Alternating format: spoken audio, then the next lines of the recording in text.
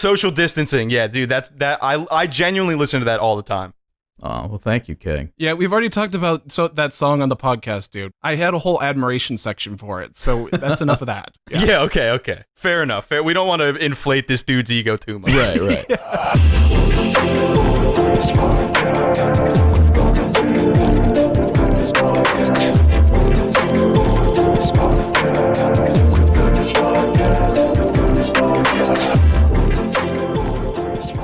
Okay, everyone clap on 3. 1, Okay. 2, 3. Wait. Hold on, let's do that again. Wait, were we starting on 3? I was putting my coffee all right, down. 3, 2, 1. All right, but let's actually do like a good one. Okay, yeah. Because I gotta line this shit up. 1, 2, 3. God damn it! I thought that was good. You fucking knuckleheads. Let's do this again. All right. Okay. I think Doplex was late on that one. That wasn't me. I was? Oh, all right. Well, here, we'll try it again. Wait, what if we all count together? Then we can really sync it. That's gonna get all messed up because of the. Okay. That's true. That's true. All right. 1, 2, 3. All right. I think that was whatever. Good enough. I think that was good. Fucking smooth brains. All right. I can't help it. I got chunky brain. I don't have enough. There's no ridges in me brain. Me brain. According with James Miller, it's Doplex's first guest episode. Hey. So come support him. Can I? Or watch him be booted off the show. I hope that happens. Yeah, this is really the make or break moment, bud. Yeah, it is. Really? All right. Can I open it? I've been working on an intro that I'd like to shop here. This is epic. I'm ready. No, that's the thing, Doplex. We have the guest start the show, remember? Oh, right. Okay. All right. I'll save it for later. How about this? How about this? Okay. James, so you go ahead and start it, and then to kind of humor Amir, we'll also let him start it after, and we'll hear what he had to say. Aw, thank you. Okay, here we go. Hi. Welcome to the first podcast with your host, Lars, and your other host, Doplex. I'm your guest, James Miller, and for my opening, I would like to throw it to Doplex for his opening. Thank you, James. All right, so I prepared this intro for a bit. So I split it between both, but between our demographics. So this one is for the fellas. All right. Hey, what's up, man? Welcome back to the first podcast, bro. Damn, dude, you've been lifting, huh? Bro, you're in those jeans, it be looking good. Ad friendly. Oh, right. Sorry. Damn it. Your penis in those jeans. Okay. Can you say that? And yeah, that's like sexual fine. terms. That's like high school health class. I mean, you could just bleep when I said the D word. Just for like the first 3 minutes is what I'm saying. Like, go ahead. Continue. Okay. And then now this one's for the ladies, for the honeys. Oh. Hey, girl. What's good? Welcome to the first podcast. So, you go to school here? What's good? Or are you just hanging out? Hey, well, it's cool. Enjoy the show. Then I stick my tongue out, and then I do like a little, Okay. This is me responding as ladies. Okay. Hell yeah! So it worked. That's the response I was hoping for. So you're kind of trying to be like an equal opportunity dipshit and offend both of the sexes here. Yeah. Yes. Yeah. Okay. And that was my intro featuring Doplex. Thank you very much, ladies and gentlemen. I think we did excellent. Oh, now you can tag him in the title of the video. Exactly. Oh, yeah. Exactly. Hell yeah. So guys, we did it. We did it, Reddit. We can close the show out. James, thanks for coming on. Yeah, absolutely. For my outro, I'd like to throw it to Doplex. Take it away. Okay. Well, we're not ending the show yet. That was a bit I was gonna do. You got to give me more heads up with things like that. Oh yeah, right. Kind of put me on the spot here. I'm sorry. That's okay. All right. Well, let's cast this pod, boys. How's it going?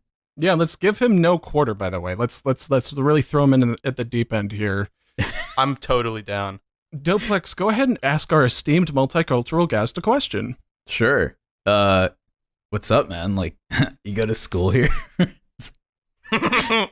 Dude, funny you ask, because I was just hitting a fucking milli point. Oh man, I just got us demonetized right there. I was just hitting a freaking million Freaking. point combo out on the shipping containers we got out back. That because I was just playing school on Tony Hawk. We were just talking about that. Oh yeah. Yeah, I hear you bailed. You bailed the manual. I blew it. if I remember blew it. correctly. I really did. I just kept trying to switch stanzas to get that multiplier combo and just absolutely bungled the whole trick. Do you just like button mash, terrible. or do you know what you're doing? Because like I find myself like just kind of button mashing. Like I understand that square is the flip tricks, triangle is like the rail and Yeah. flip tricks, and circle's the grab tricks. But like sometimes I find myself just like jiggling the controller. Well, yeah, those are the tricks if you're a loser. Right. A gamer, you know, like the flip tricks is X, and then the grab tricks are B, and then the grind tricks are Y. Oh, you're on Xbox. You're on Xbox. Well, I'm on PC, but I'm using an Xbox controller, Oh, same Ooh, thing. based. which is like the epitome of gaming. That is Yeah, the epitome so- of gaming. Know so, your facts. So speaking of gaming, James, in the pre-show, if you want to call it, when we were gearing up here, we had a brief conversation about probiotics, and I would like to elaborate on that. Yes. bit. Yes. So you said you recently ordered probiotics. let me put on Craig. 1 second. I forgot to put on the recording bot. Dude, I just panicked and thought I didn't start recording, but I did. Yeah, no, I was forgetting to put this on. All right, there we go. All right, beautiful. Oh, There we go. All right. Okay. Continue, boys. All right. Do you want me to do that whole thing over? Or do you want me to just? No. Just keep going. Keep going. Okay. The momentum of the trick on Tony Hawk. proceed at your digression. All right. That's not the. That's not it. Add to the combo multiplier. I'll proceed with aggression. Yeah. Proceed with aggression. I'm gonna proceed with aggression because I'm fucking pissed about Lars forgetting to turn on Craigbot. No, I'm kidding, Lars. James, tell us about probiotics, man.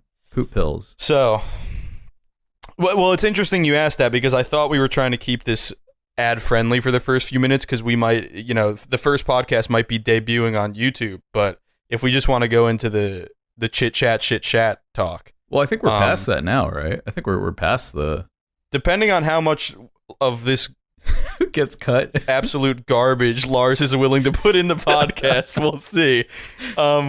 So my whole life I've always had really I'll hear friends, my sisters, my parents go to the bathroom. I'll be listening through the wall, just heartbroken because they'll poop, they'll wipe once, they'll flush it once, and they'll walk away. Yeah. And Yeah. I'm like, how is that possible? They must be walking around with caked butt cheeks. I don't understand. Those things are caulked by the end of the day.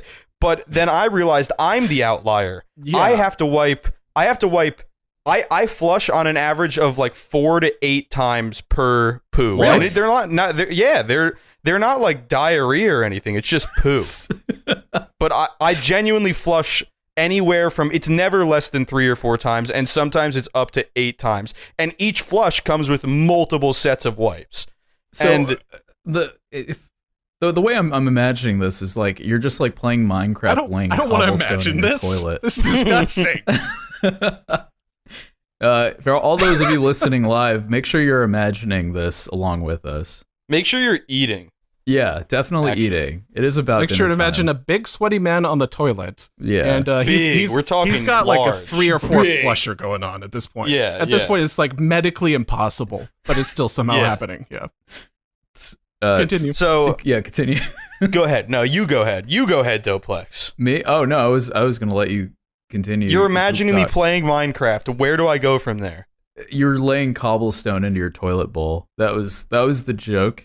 Can we get a laughing soundtrack for that? I really appreciate that joke. Thanks. Thank man. you. Thank you. Yeah. So I come to that realization probably, I don't know, 3 or 4 years ago. And from there, I was just like, what is wrong with me? Why either my poos are incredibly large, but I think they are. Sometimes it's pretty. I used to Snapchat all my close friends pictures of my poo, and they really hated it. Hell yeah. But it was incredible because I would poo for so long without stopping or cutting off the head. So right. it would come out and it would stay in one piece and it would start to curve and I would make perfect J's in the toilet. It would go from like J the for top to the James. bottom of the toilet, exactly, and curve up and make like a beautiful J.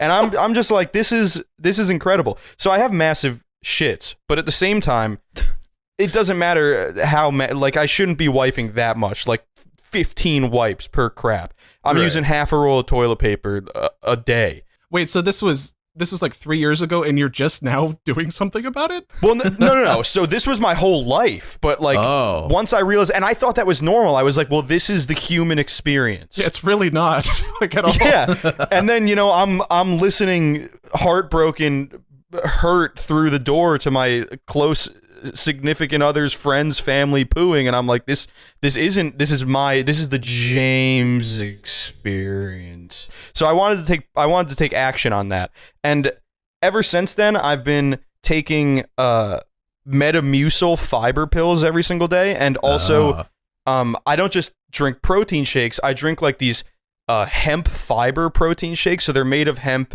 and they don't have like all the dairy crap in it. And, there's a good amount of protein in there, but there's like a third of your daily amount of fiber. And ever since I've been doing that, it's like we open up for business. It slides out. I do one baby wipe, one normal wipe, and I'm up and at 'em. And it's really changed my life. Wow. Well, I'm glad your poops are healthy, James. I'm really glad I could hear all this. Fantastic. Yeah. I think definitely it's am. important for the people out there. Okay, so but we've established on this podcast many, many times that my poops are very normal, and I'm kind of curious, Doplex, as the final 33% here, how's your poops? Well, that depends if I remember to take my probiotics, because here's the thing, right? I'm lactose intolerant. So my whole life, if I've ever found myself in a situation where I'm incredibly constipated, I literally just go hit up a Starbucks real quick, or like just take a spoonful of like sour cream and just fucking kill myself on dairy. And then I clear out. So realistically, I could kind of just, I don't even need probiotics. I just need just dairy products in my immediate vicinity at all times. But as far as how my poops are, they are excellent, because probiotics are the shit. So your lactose intolerance causes you to be constipated? Well, no. It's like if I eat like a bunch of bread, and then I'm like constipated, and I just like, I want to fix that. Like that gets fixed with my morning coffee. That's really interesting though, because it sounds like you have bowel issues, but really if you look at it the other way, it's kind of like you have complete control over them. Because so on one end, like if you want to poop less, eat a shitload of bread. Yeah. And on the other hand, if you want to poop a lot, just go to Starbucks. So it's like you can kind of balance your poop levels and kind of keep them at a consistent level. And if you want to regulate perfectly, if you want to live like a normal life, you eat pizza. Oh yeah, or just constantly be eating Starbucks and bread at all times. Like have them at your desk and just take a bite of one, take a sip of the other every 15 minutes. Right. And your poops are gonna be perfect. Well, I think just to go to James's point about the pizza, because now that I'm thinking about it, it's a combination of dairy and bread. So I feel like that maybe that's like a what is it, double negative, where it kind of just cancels like the other out. So your pizza poops are very normal. Yeah. Okay.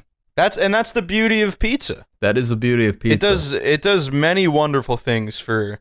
I'm a huge pizza simp. Like there's no better food on the earth, or I guess combination of ingredients, than pizza. Because, as far as in any field, simplicity matters. You can make the most extravagant thing, but at the end of the day, the simplicity to it and how easy it is to make and how accessible it is, and is just as important. So pizza is just, it doesn't get better than pizza.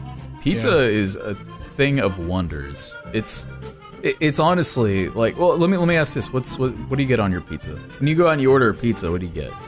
So, I'm glad you asked this, because I love to hear myself talk when it comes to pizza. So I grew up in New Jersey. I was born in New York, and I grew up in New Jersey. I delivered pizza and made pizza at 3 pizzerias for 2.5 years. Fuck yeah! I mean, I can't help but adore pizza to the end of my days. So. The perfect pizza to me is, and a lot of people don't like olives. I don't know what's up with the olive hate these days. Frankly, I'm disgusted. But I just realized something. Okay, so I bet you that 3 straight males talking about how they love pizza on a podcast may be the single most like boring, unoriginal topic for a podcast. No. Of all time. Just wow. I mean, how many podcasts are hosted by a white guy from New York, though? I mean, that's got to be a really small number of podcasts, right? No one's ever done that before. No New Yorker has ever been on a podcast. Let's just get that straight. Guys, do you also like The Office? Oh, don't even get me started. I have a running meme on my channel, fat red hair office shirt, because I'm fat, have red hair, and wear office shirts. And then it's a great, but back to pizza. So black olives and pepperoni on a nice thin, a well done thin crust New York pie is the perfect pizza out there. Now, when you're getting like Domino's and shit, or Papa John's, you can get anything from any of those places. Jalapenos and banana peppers and their like weird dingleberry sausage and all that stuff. But when it comes to a real pizza, pepperoni and olives is perfect. But I think it's a thing everywhere now. But ever since I was little, there's just like certain pizzerias in the tri-state do a buffalo chicken pizza, where you replace the sauce with hot sauce and you put like tossed grilled buffalo chicken and bake it into the cheese and then hit it with like some house-made ranch afterwards. And that's like, if I'm going, I don't care about my life for like the next 3 days. I'm taking a whole 18-inch buffalo chicken pizza down by myself. So you just sodomize your cholesterol. Yeah. Yes. I was feeling like your mileage might vary on that up until you said homemade ranch, which is just like... It just absolutely blows regular ranch. Whenever I have it, I'm like, everything else sucks. But then I so rarely have it.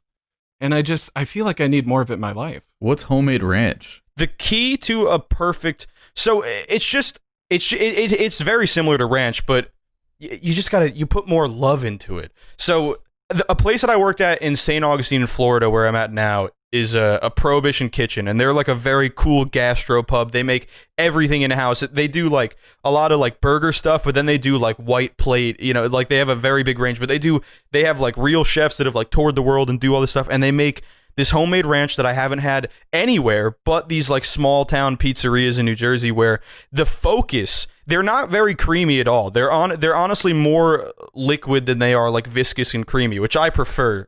Like texturally, but they put the focus very much on dill, like the pickle flavor essentially, and it just makes it so much better. It doesn't taste or feel nearly as unhealthy as like a Hidden Valley ranch would. Yeah, and it feels very fresh, natural, earthy. I feel like I could put it on my skin and Well, yeah, I mean, don't delude yourself into thinking this is healthy, but I mean, I will do whatever makes me feel good and lets me repress my obesity. Listen, anything is good in moderation. All right.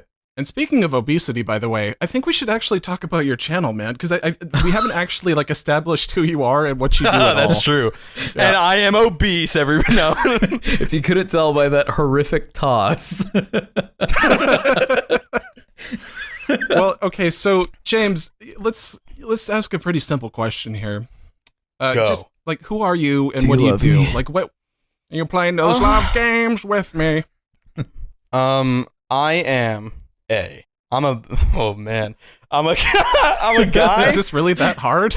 I'm scared. I'm a guy from New Jersey, and I decided that I was going to drop out of college because I didn't know what I wanted to do, and I hate when people tell me what to do, and I decided to make a YouTube channel, and now I do something really, really unique on my channel. You don't really see it many places, where it's an overweight white guy talking about video games and what he wishes they could be. Not many of those. Yeah, I'm feeling a really unique niche, and I think that's what really has carried me to my incredible success of just over 16,000 subscribers. Well, I will say, I mean, I know you're making a meme out of it, but what you bring to the platform is truly something else. Shut your fucking mouth. Like you're Shut your gob. The first wholesome, like, totally sincere compliment of the episode. We don't do that where I'm from. look. I do We're want not to. nice to our friends. I want to rap about this real quick.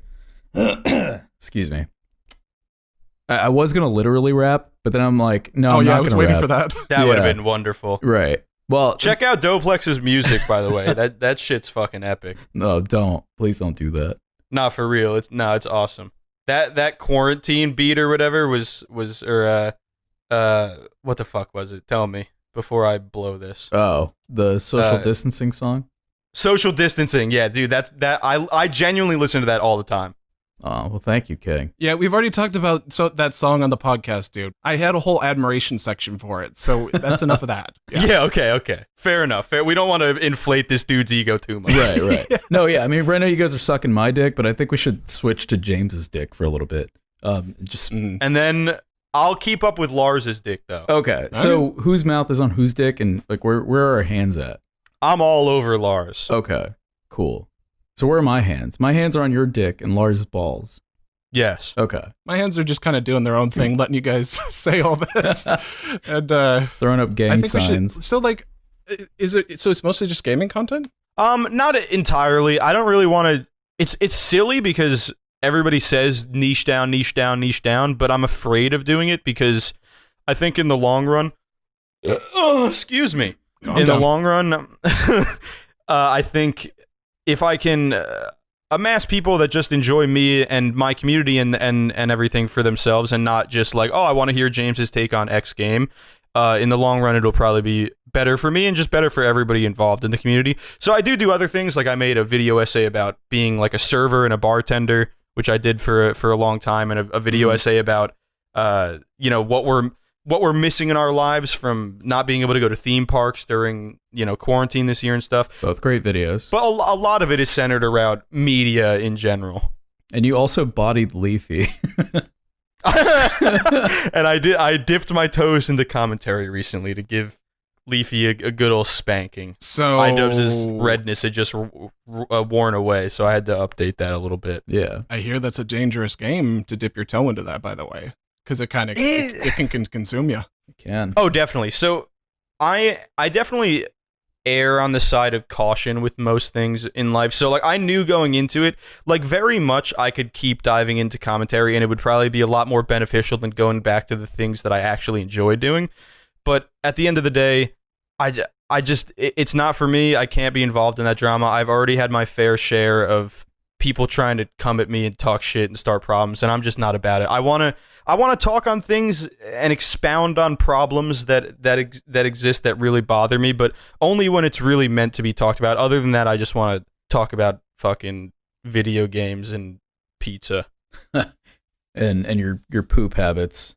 Oh yeah, we'll get back to that because I have a question for you guys on it. Okay. Well, we'll circle back around to that. I do want to ask you a little bit. I mean, when you and I first met digitally, you were a nice little small boy, and you seem to have like the best luck on this platform with shout outs from like insanely huge creators. How does that make you feel? And where do you get off? So, I think it's interesting because I am very lucky, and more than anything, when I started my channel, I really wanted it to be a gateway to building a community and like a space for other people, but also befriending people, big people, small people, people I admire, but just people. I never had a lot of like artistic friends. I had friends that made music and things, but I never really had a set of friends in real life that were into, this type of thing and like expression and everything. Right. So really that's all I ever wanted. So getting, it hasn't done, it's done a lot for subscribers and stuff, but nothing that really in the grand scheme of things you can shake a stick at, and the algorithm still pays me no attention, but it's really the relationships I'm starting to develop and doors it's opened to people that I really admire or friends that I now care for a lot that, has helped a lot. And what I take from it the most are those things over the 15 or 16K subscribers it's grossed me and things like that. That's wholesome. So what I've heard from a lot of other creators is that if one of your videos kind of pops off in a certain way, that the direct help isn't as much as you would think. And it doesn't really necessarily lead to a tipping point. But what you're saying is that it's actually helped you a lot indirectly on the side by enabling you to form new relationships and stuff. So it's like it's worth it to try to trend anyway. Definitely. That's why I think these have been a lot more helpful, because in the same to the same point, I think that and I appreciate the hell out of the couple hundred people that I have always coming back to the videos and commenting and in my Discord and always hyping me up and being like, I appreciate them more than anything.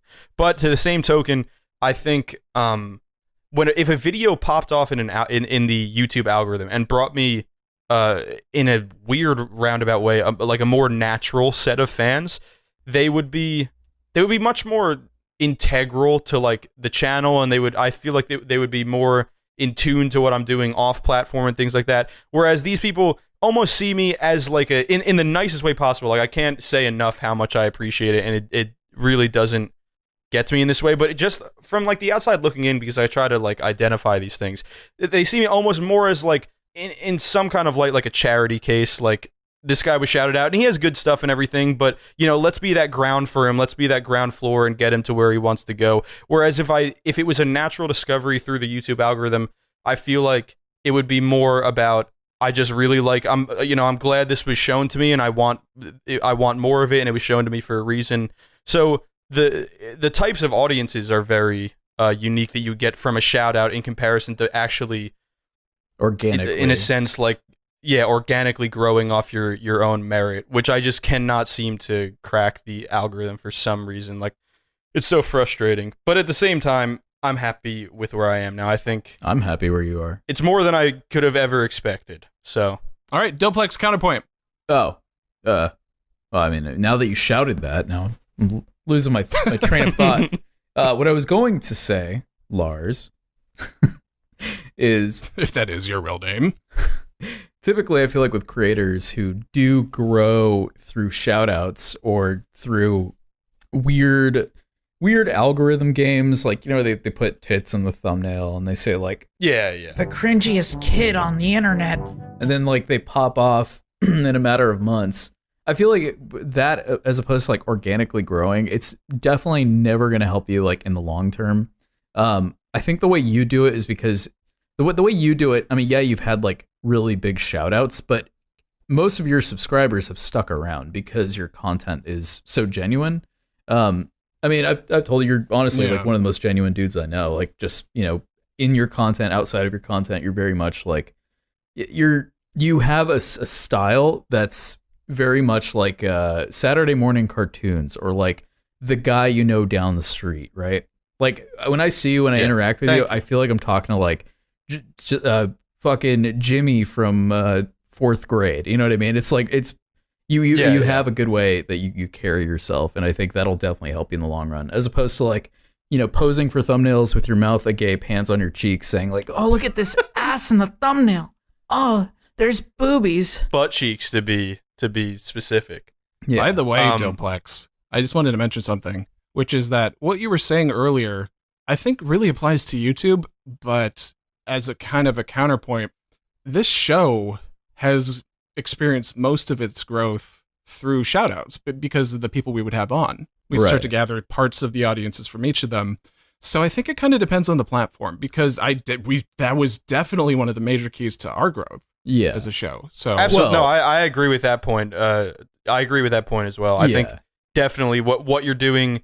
And because really, you guys have a good thing going on over here, but the eyes don't get on it until people have a reason to watch. Right. And then, you only keep a fraction of the people who stop by for that genuinely around and watching everything you're doing.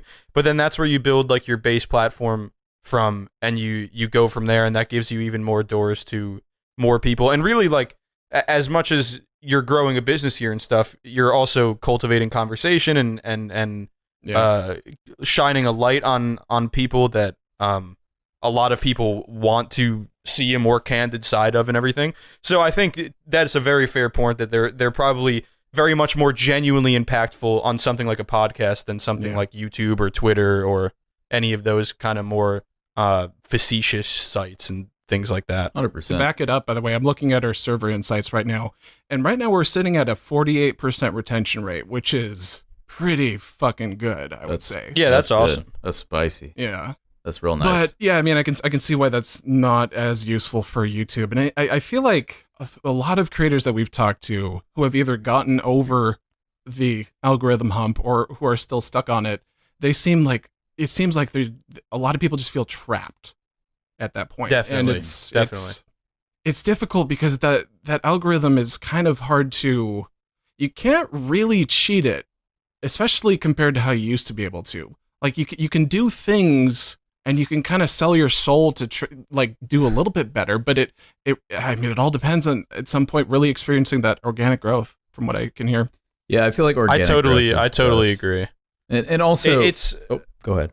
Go ahead. I was gonna say and also. No, you go ahead. No, you guys are go so ahead. polite. And also too, I think. Damn it! Now I forgot what I was gonna say. You guys want to talk about probiotics again? Well. Oh, what was I gonna say? Yeah. Shit. Fuck. Oh. I'm a numbers man. So I'm not a numbers man. I failed math twice in 7th and 8th grade. You're a letters man. I'm a numbers man.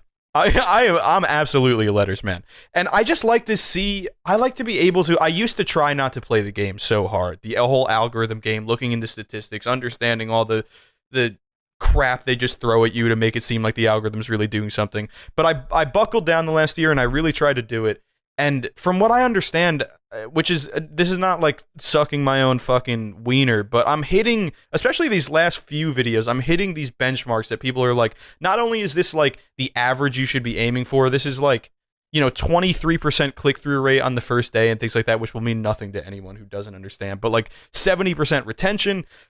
These benchmarks that people are, Mr. Beast will tweet out, if you hit these benchmarks, you'll hit 15 million views in one day. And it's like, I hit these benchmarks and it doesn't even crack like 1% suggested, the aggregate views, 1% suggested views on the video. And it's like, if anything, if there was anything tangible to learn from, I would feel way less trapped to the point that you made before. I would feel way less trapped than I do.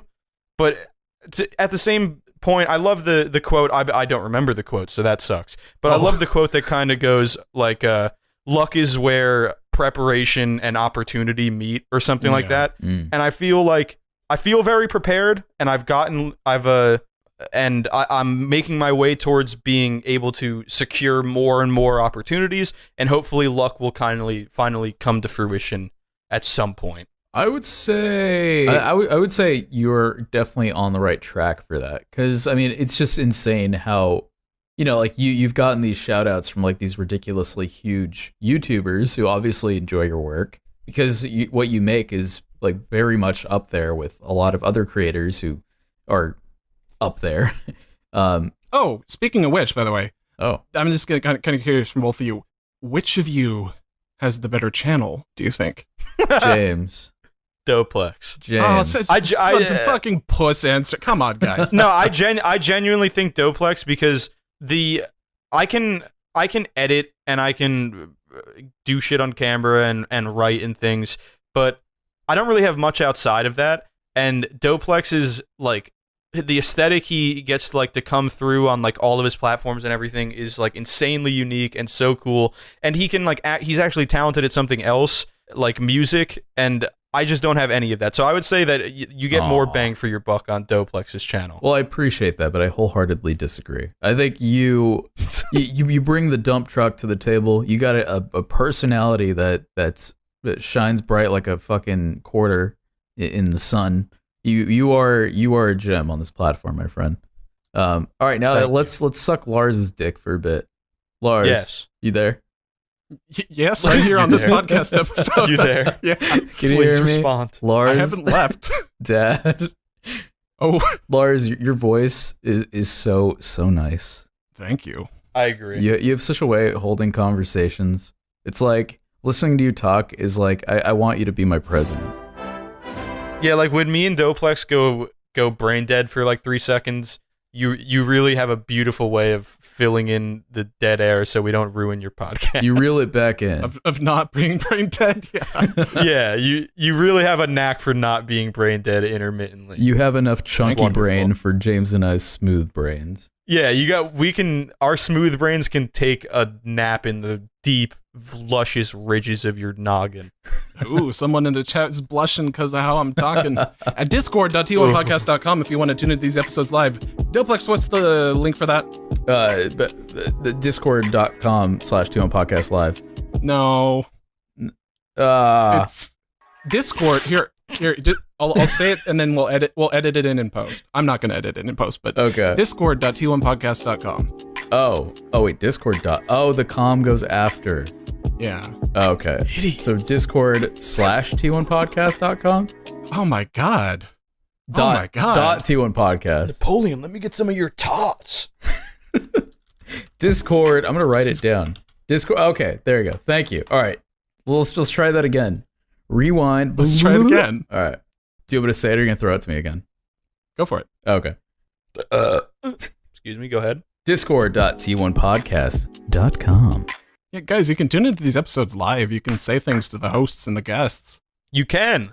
You shouldn't. Someone said before that Lars made them blush because his voice is so sexual. That could be you. That could be you. That could be you. You could make Lars blush by saying that Lars made you blush, and then you could fall in love.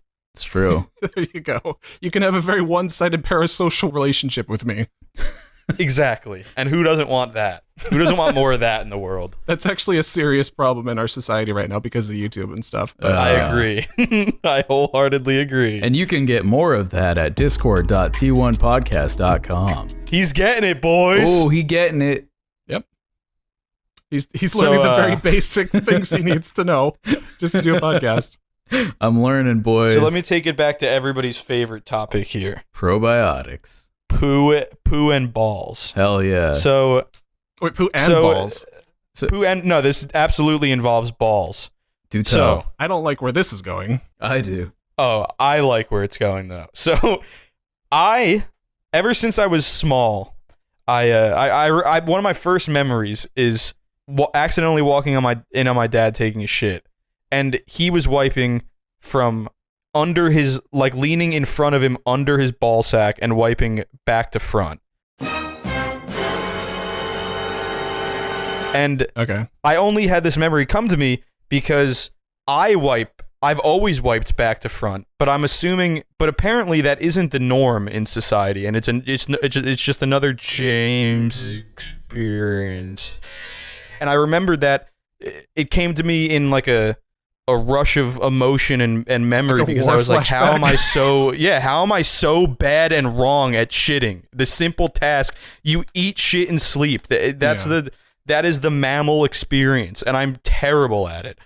And then I remembered that is what my dad does. And then my dad is in great shape now, but used to be very fat. And I used to be in great shape, but now I'm very fat. So now you're your dad. Yeah. Okay.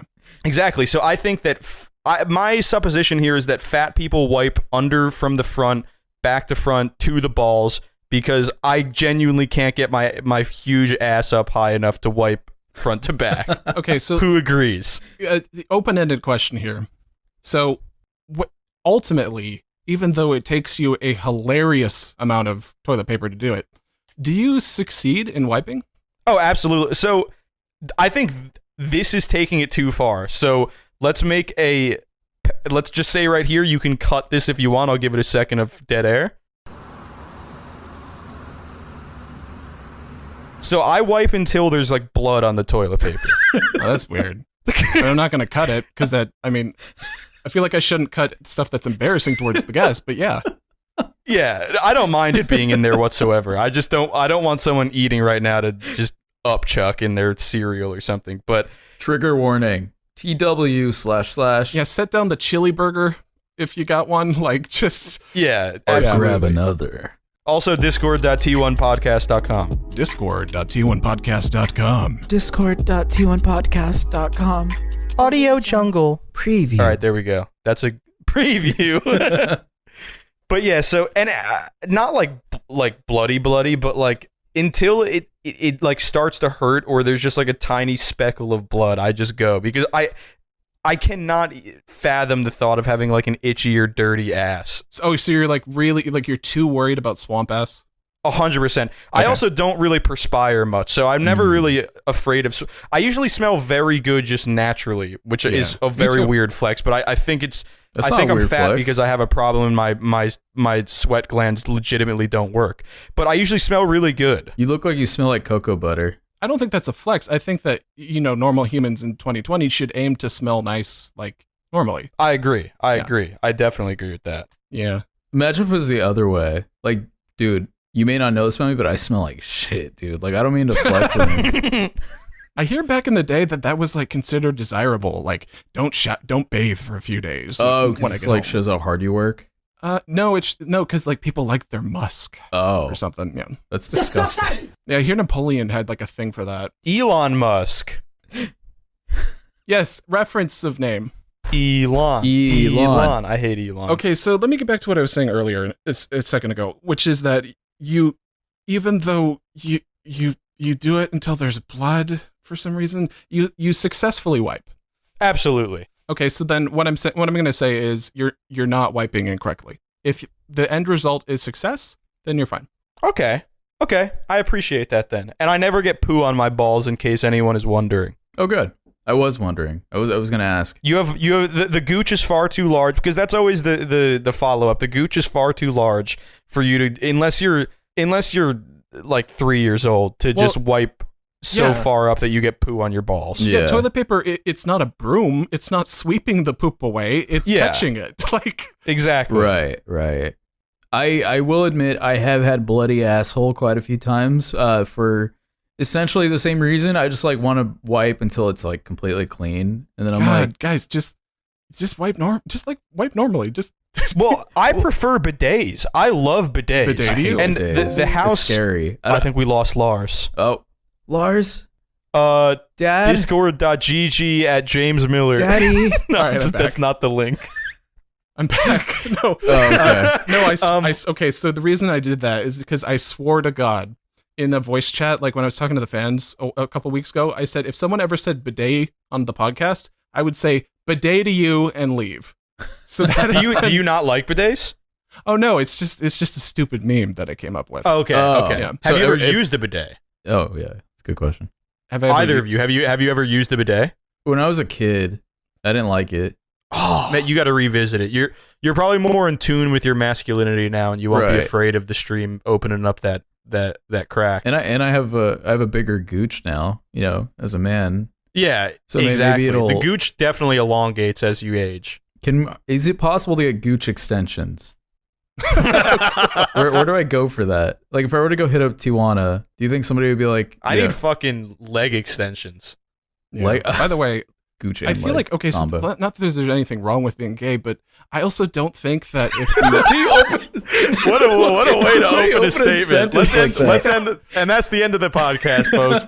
Subscribe on Patreon for the conclusion of that thought. all right, I'll let you guys get out your yucks, and I'll continue. Okay. So I feel like if you enjoyed the sensation of a bidet, that doesn't make you gay. Like No. Oh I'm no! not Who said worried. that? No, Nobody's saying that. I don't think so either. Okay, just making Well, sure. there's very much like an older generation of like American dudes who definitely Yeah. think bidets are gay. Oh, Like I'm sure. 100%. Especially like boomers who are just Because like, they are so like they're so normal everywhere else. yeah. Yeah. Well, you definitely have like the older guys who have like hyper masculinity, where it's like Exactly. anything touches my ass, that's just a no. But it's like it's Yeah, not that deep. Like you can have things touch your ass without it making you gay, you boomer. Mm-hmm. I think that's just closeted homophobia. Latent.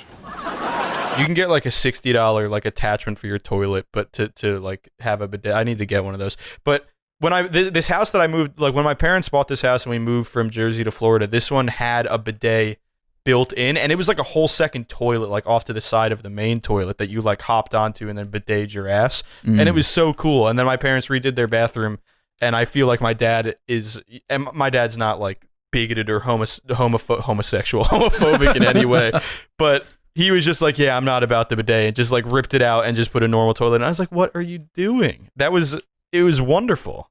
I was just imagining like a hypothetical situation where someone was like a huge bigot but also homosexual, and then I realized that was just Milo Yiannopoulos, so that already exists. Oh, cool. Yeah, he's like, yeah. Okay. All right. So, have you gotten anything from people in the comments? I haven't really checked the comments. I've watched the videos. Your last 2 videos where you kind of went I already off know where brand. this is going. Okay, Yes. go for it.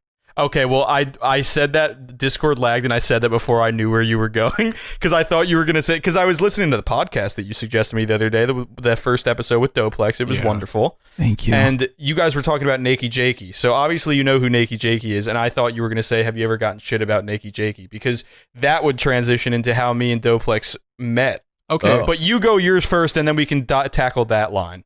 So my question was, have you gotten people who are kind of like, James, you should do this kind of commentary stuff now. You're good at it. Oh, yeah. Okay. Yeah, Oh. definitely. I've had like creators message me and be like, "Oh, you're trust me, you're coming up. Just keep doing commentary."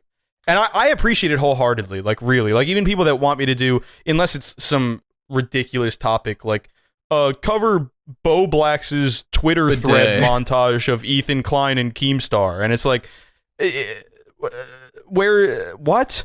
But I think I appreciate it because it's just people trying to get more if they want and they enjoy me and what I'm saying and stuff. But nah, bruh. The commentary game is not for me. I don't know how people do it. I think most commentators are insane. Well, the way I see it, right, and you know, I'll be honest, you do have a really unique way of doing it. It's very like voice of reason-y, which most of the time it's a lot of like, you know, self-sucking, like, no, my opinion's right.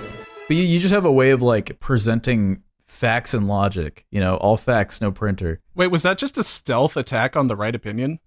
Oh, no, of course not. He's a homo. I would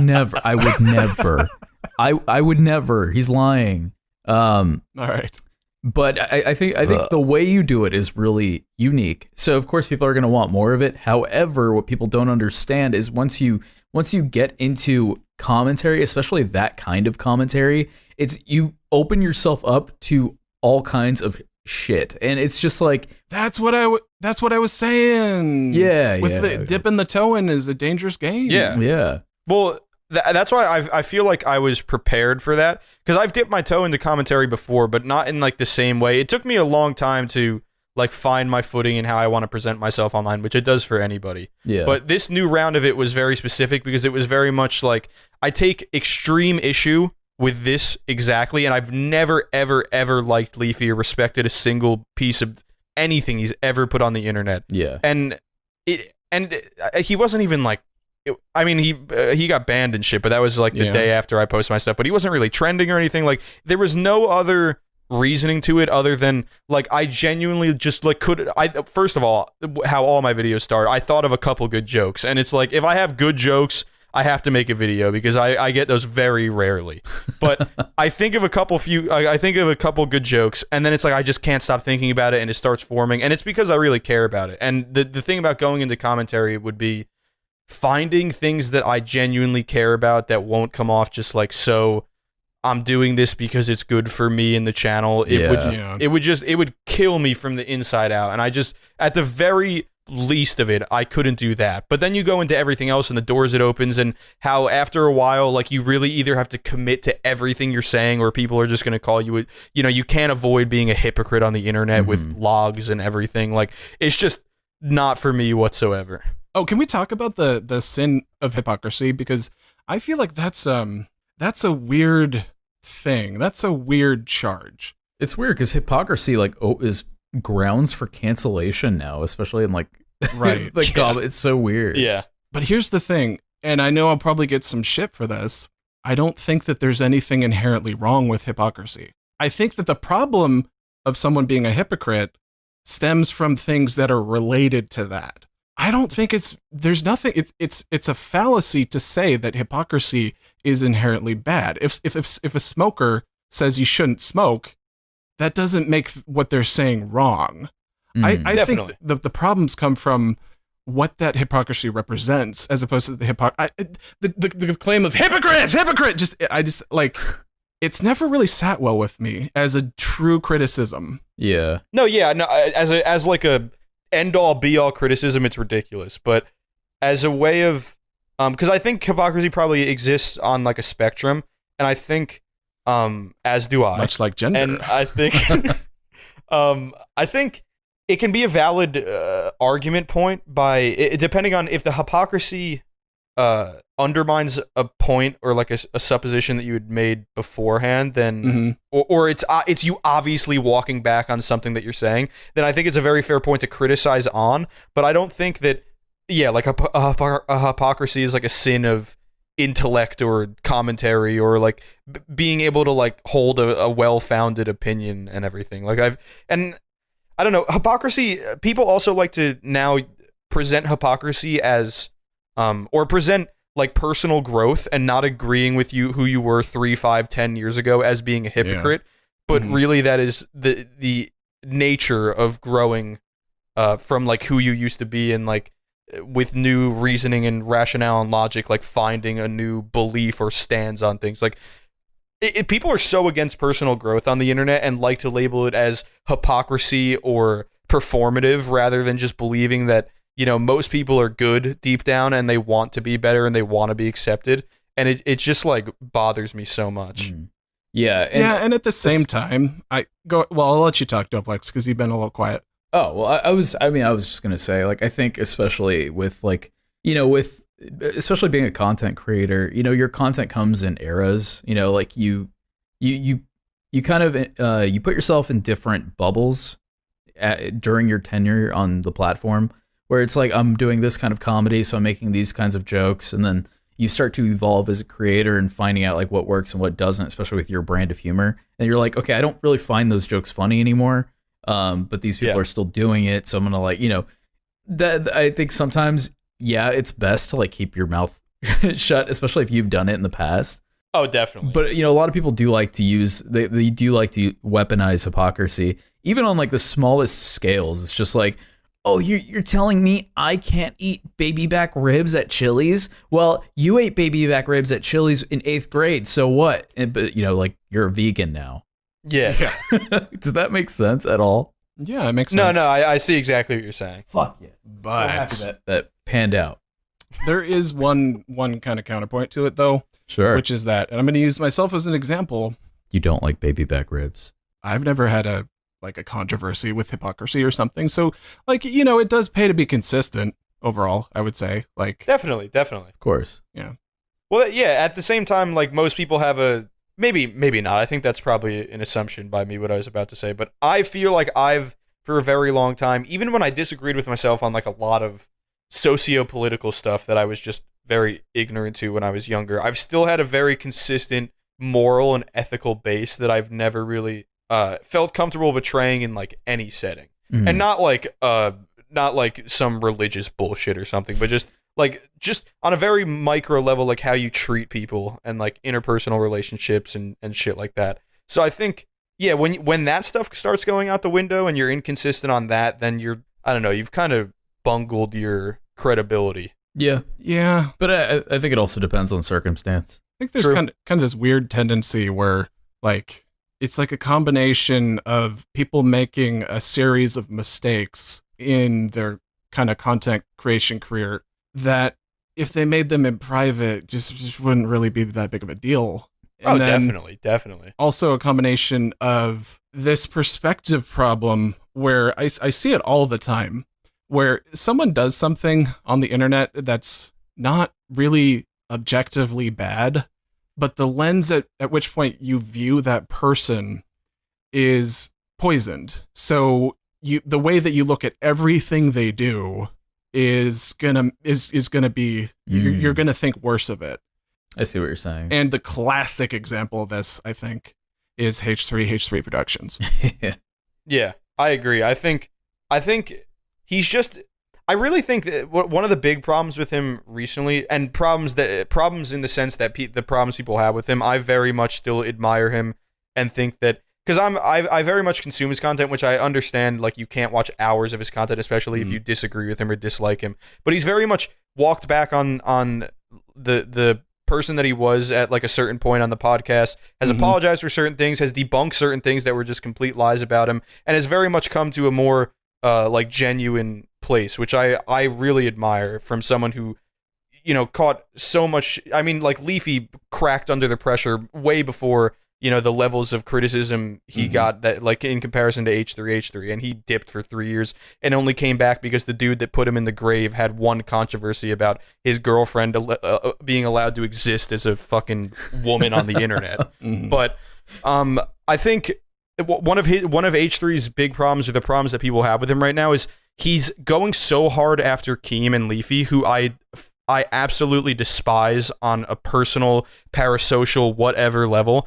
But by going after them so hard and stooping down to their levels and getting into the mud with them, he's relinquished that, I don't know, like that high ground, that authority, because he's down there in the trenches with them now, and he gets just as much hate as H3 and Leafy do, but Keem and Leafy do, but he's not someone who ever has existed so poorly on the internet as they have. So it's almost like, I've always felt this way, where the better you are to your audience, the better you are to the community and creators, and the more you keep yourself in check, whenever you falter even a little bit, you're going to be at the end of criticism more harsh than the people who have existed as absolute scumbags on the internet for their entire career, because they've set such a low bar that what criticism can you lob at them that holds any weight that they don't already know or just accept? Yeah, but I feel like that's also a perspective problem of the people, because I mean, he is in a position of the high ground, I think, on most of that stuff. And really, it is the problem. It is this things that you know, people like Keem are doing that actually are the problem. I think the conversation I agree 100%. This conversation so often gets reflected back on like these little minor things that Ethan has done. Just as an example, this discussion really isn't about Ethan, but more about like kind of what he represents, I think. Yeah. Well, like, one thing that's... Yeah, well... Go ahead. No, you go ahead. You were the guest. Well, I think... Thank you. I think, importantly to that same token, like, I agree that he's mostly in the right, and it does get a little bit... People just want to stop hearing about it and stuff, so I could see why they could be mad at him for those reasons. But I do agree that he's mostly always in the right, especially when dealing with someone like Keemstar. But it's a very weird thing on the internet, where if you want to get your point across the best way, maybe you need to pull back or pull out a little bit, because the way that people perceive you very much affects the way that they're going to perceive your points and the criticisms you levy against other people. So maybe going 100% on Keemstar isn't as helpful as going 80% and preserving a little bit of that high ground, and that, you know, I'm going to say my piece and I'm going to get out. It might be more effective to say less but hit harder and quicker than to keep going and going and going after something that you're obviously right on, but you just keep picking at that scab and going at someone who has no respect for themselves, let alone their audience or anybody else on the internet. So like, the way people perceive you very much matters in the scope of like how they're going to perceive your opinions. I think that's a problem that he's been struggling, or that maybe people have been struggling with Ethan for a while now, because of he just like keeps going back in on Keem and shit. But also, it's just the internet. It's YouTube drama and people love it. Well said. People fucking love it. Well, also, like, I think there might... All right, I'll go first, you go second. Okay, so I also feel like there is something to be said, by the way, for people who are in a position like Ethan, and then considering people who are in a position like Keemstar, where who gives a shit about the strategic value of it? Maybe they're just trying to fight the good fight. I agree wholeheartedly. That would be very much something I would be like, if Ethan wanted like an outside perspective or like clarity on why he could be so right, but still he gets criticism about it. That would be kind of my like a realization, or what I would tell him, because I think he is definitely fighting the good fight, but at the same time, like, if you're really going for like optimal impact and like retaining your own perception and everything, you might want to go in faster and harder and get out quicker and leave them to do their own thing on the side. You've made your case, you've made your point, maybe you've converted some people. But I almost agree that it's more selfless because it's internet drama that's cringe, but like more selfless to just keep going after it and, you know, fuck off with what everyone says. You're just criticizing someone who genuinely deserves all the criticism and more. Also, internet drama, like, I understand that some people find it cringy, and I find some of it cringy, but at the same time, we all do live on the internet right now, especially. And this is kind of like, this is kind of a cultural thing that's going on right now. Like, it's Definitely. especially when everyone's at home, to pretend like, oh, it's just on the internet, it doesn't matter. I don't think you can say it doesn't matter at all. Like, the internet is a major part of people's lives today. It's essentially what's Definitely. feeding our smooth brains all day. Yes. Exactly. So in a sense, you know, trying to scrub up some of the grime on the internet can, in some ways, I think, help with people's mental health, I guess, in real life, because it's like, I don't know. Back in the day, this wasn't as big of a deal, but now that people are on their smartphones almost 24/7, it's like trying Especially to right now. keep the trying to be a janitor on it is not necessarily the worst thing you can do. Yeah. Well, so I agree. a point I was going to make earlier about the whole. I mean, obviously, I know the Keemstar VH3 drama has been dead for. Well, not Yeah. dead. It's dormant right now until one of them makes another video. But the way I've always seen it is a lot of people who back Keemstar.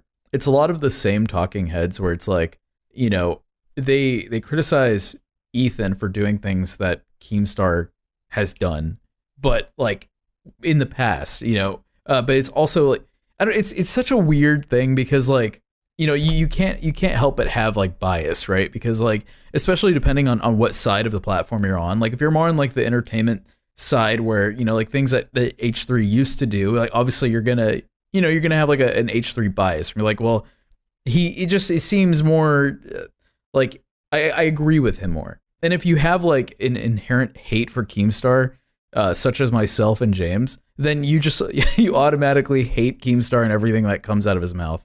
So Yeah. it's kind of hard to see like where the majority rules, you know, like where the majority of people stand. I think on like a moral level, like an obviously moral level, Keemstar is obviously a scumbag, and the things he does is terrible, and he's the practitioner, the god of manipulation on the internet. Yeah. And Leafy is his little fucking lapdog. And I think it isn't a hard thing to see at the end of the day who's right and wrong morally, just doing the right thing for other people and to other people. But it's I think I don't know. I can't really see where you come from, like where someone comes from really like defending them and siding with them, other than this thing that they love to play into, especially like the last couple years of like, we're anti-cancel culture, anti-PC. We will never block anybody's freedom of speech. You know, you should be able to say whatever you want on the internet. And it's just like, they're basically just like a nice, and I'm not saying this about everyone that watches them. Everybody, you know, you're not defined by just one person you watch on the internet or something. Of course. But they're very much like a haven for people who are like, I miss 5 years ago when you could say the N word and the R word on YouTube, and like it was like the hinge of all comedy, and it was so epic. And now people are like, oh, you're canceled for saying that. Where in reality, like anyone who gets canceled, like literally nothing happens to them. Yeah. If anything, it bolsters them more to a whole new audience that wants to lift them up as this hero of free speech. I don't know. I just see them as being like a haven for people that don't want to accept that you're meant to be nice to each other. Yeah, I think that's fair. And I mean, you know, it's like one of those things, like the whole like N-word thing, right? Like, yeah, like back then people were saying those words, and it's just funny because like a lot of people who also probably, you know, dabbled in that style of comedy are probably also calling other people out for that as well. Yeah, that's exactly, and that's where you see, you know, that's one of the biggest things levied against H3 is that like 2 or 3 years ago when the PewDiePie bridge scenario happened, a sad day in gaming for all. Mm-hmm. H3, which he just said it in the total wrong way, but he was just like, he kind of just like went in on PewDiePie a little bit and criticized the moment, but like also gave him a little bit of the benefit of the doubt and said he obviously isn't a bad guy. Mm-hmm. But you can find a whole little montage of H3 being in videos where people say the N-word or saying the N-word himself on his podcast, and it's like, at that point, you're right and you're coming from the right place, and you probably have grown from that. You don't. I mean, he hasn't said it in years, and I'm sure PewDiePie isn't like proud of saying it or anything, like he's apologized for it. But in that moment, you kind of just, and I'm not saying this like I'm someone's fucking boss, but in that moment, I shut the fuck up, and I'm not going to tell someone else not to say the N-word when you can spend 5 minutes looking and seeing that I said the N-word on a podcast or some shit.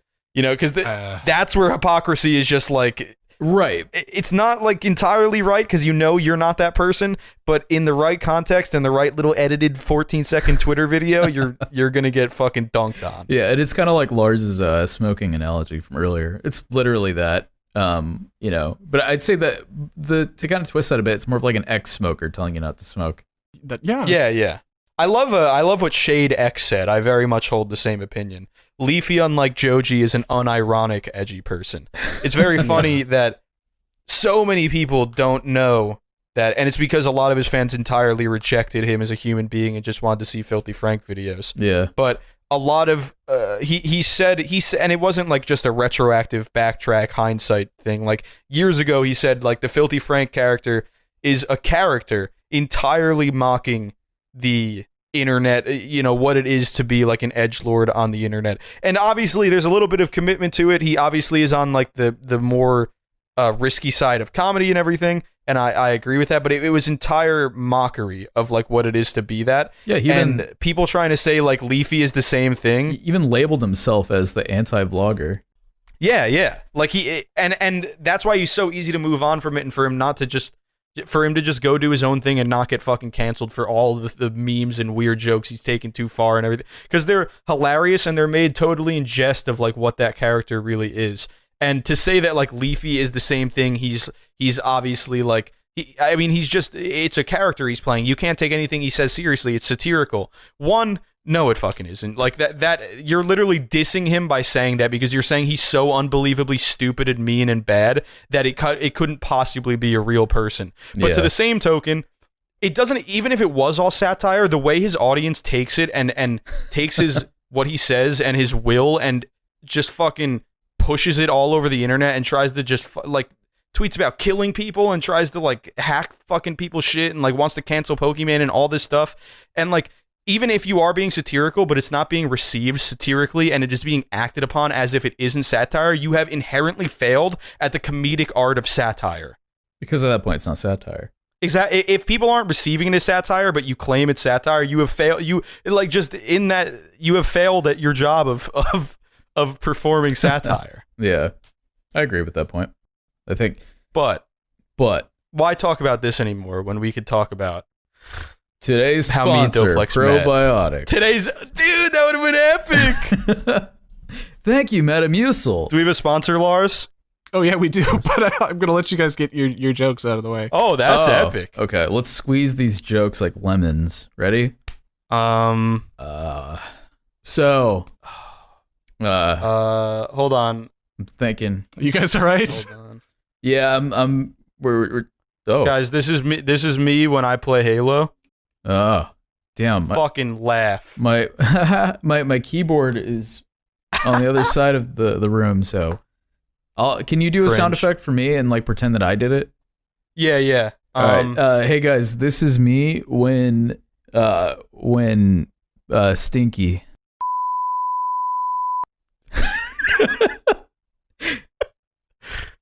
That's it. Rihanna. That's on my Halo subsection of my soundboard. You get it? Because it's Halo by Rihanna. Yeah. Dude. James, you know you're my saving grace. You're right. After that copyrighted music, let's throw it to Lars from Norway for our today's sponsor. Spit it. Doplex, or rather Amir. I'm gonna be more personable here. Amir, hey, what do you think about physical books? They're disgusting. Get rid of them. Get them out of my house. I told you to move those like a week ago, Lars. You know what physical books have on them? Coronavirus. Oh. You know what doesn't have coronavirus all over it? Audible. Digital books. Digital books. Woo! Audibletrial.com/T1 podcast. Guys, get a free audiobook on our behalf today. Because, really, it's free. It doesn't cost you a cent, and you can get a free book. Like the Arthur Conan Doyle canon, narrated by Stephen Fry. Just for free. Just for plug in the URL into the address bar, audibletrial.com/T1 podcast. And if you like the service, they start at very affordable monthly rates, but worry about that later, guys. Seriously, get a free book on our behalf today. Doplex, what's that URL? audibletrial.com/T1 podcast for a free book. Coronavirus free. Corona free. Es gratis of Corona. Guys, Doplex is Hispanic. He's I'm allowed Hispanic. To do that. I can do that. Wait, was your argument that he's Hispanic, therefore he's allowed to speak Spanish? Well, he's allowed to To do the accent. I did the accent. So. Yeah. Okay. All right, that's fair. Okay. He's allowed to speak Spanish. I'm going to get Gratis canceled for my Corona. high school class. I failed Spanish, so Rip. I'm pretty not racist. All right. I was so disgusted they would make me try to culture vulture that I failed. Oh. I really did fail. Oh, by the way, I just also wanted to sorry. put this out there since Tabor and I are starting a war. Guys, don't listen to the Create Unknown podcast. Just skip that podcast. I agree. Yeah. Oh. Until they have me on there, I wholeheartedly agree and denounce the Create Unknown podcast. Yeah. I was just on there. Yeah. And So go listen to that episode. yeah. And Doplex, who did you talk to? You talked to an old boomer and the Vsauce we have at home. Exactly. Whip nay. Here's the thing, Lars. I don't know if I don't know if I can put my pride aside and diss them. I don't know if I can do it. No. Tabor's totally in on this. We're going to start doing this on each other's podcasts. Oh, okay. Okay, I can. Matt Tabor gives me AIDS. I'm just kidding. I love you. Tabor, I love you, dude. I got mesothelioma from watching the Create Unknown. You know what they call it, the Create Unknown? Because no one's ever heard of it. All right. That's That was a little harsh. I liked my mesothelioma joke better. all right. So yeah. Don't check out that wonderful podcast. Anyway, let's talk a little bit more about James. I think we've been talking about Ethan Klein a lot for this. This is more Very of a, true. I love That's that true. man though, so it's okay. Yeah. Dude, he's been for anybody that questions like his, but just to wrap it up, for anyone that questions like his integrity or like him being normal or a good person, that man is so fucking sweet to me for no reason. Mhm. Like in the DMs, beyond just fucking making videos about Leafy and stuff. He's such a nice guy. Well, But that's the end of that. He was in that video. yeah, and if you ever wanted to like cash in a favor, and because he's my inspiration for comedy. Yeah, get him on the an podcast. Yeah, he is our most requested guest by far. If I think. ever have that in, I would absolutely plug that. As soon as I have like a actual genuine opportunity, I wholeheartedly will. He actually liked the tweet about me announcing that I was going on my first podcast, and then the link to your audio boom. Oh. So we're getting So that's somewhere. interesting. When was this? I would have Yeah. passed it along. I think I That was today. tweeted it like 2 or 3 hours ago. Yeah. No, that was probably like 4 or 5 hours ago. Oh, okay, yeah, I see that here.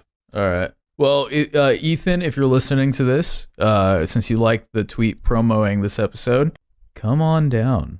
Come Hell chat yeah. with us. We'll do some Audible smoochies.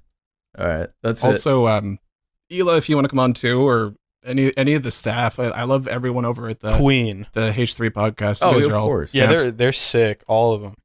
That would be awesome. They're absolutely sickos. Well, So I really wanted to say that I appreciated the way that Doplex asked me to come on this podcast, because he hit me with, do you want to come? I just got onto a podcast. Do you want to come on the first podcast? And I was like, yeah, absolutely. I'd love to be your first podcast. What's the podcast called? And he was like, so you want to be on my first podcast? And I was like, yeah, what's the podcast called? And he said, The First Podcast. And I said, I fucking get it, Amir. I will be your first guest. What fucking podcast is it so I can look at it? And he was like, oh no, it's called The First Podcast. I was like, you a oh, link. very nice. Yeah, literally, like, it was very confusing. okay, so James, the ambiguity of that is, it reminded me of something, which is that, first of all, just to relate it to your stuff, I saw in one of your videos that someone actually asked the cabbage question. Yes. Yeah, and you said that like you were just waiting for that. That reminds me was. of like way back in the day when I was really waiting for like the first email or the first comment of someone's like actually asking, wait, how is this the first podcast? And it finally came like a month in, and I was so pleased with it. It really is nice to like get those things that you set up that you're like, maybe one day someone will care about this. Yeah. Like scratched. I love that shit. So Wait, can you explain, by the way, what the cabbage thing is? Yeah, what's the cabbage thing? Am I missing something? So on my channel, I do like video essays and stuff, and most of it is green screen related, and it's usually like, it's obviously, Jakey's like my biggest inspiration, but like even his content is a little bit reminiscent of like Donkey, and mine definitely is, where like you just basically throw funny like PNGs and like videos on the screen and all wacky that represent the words you're saying, or like homonyms to the words, because comedy.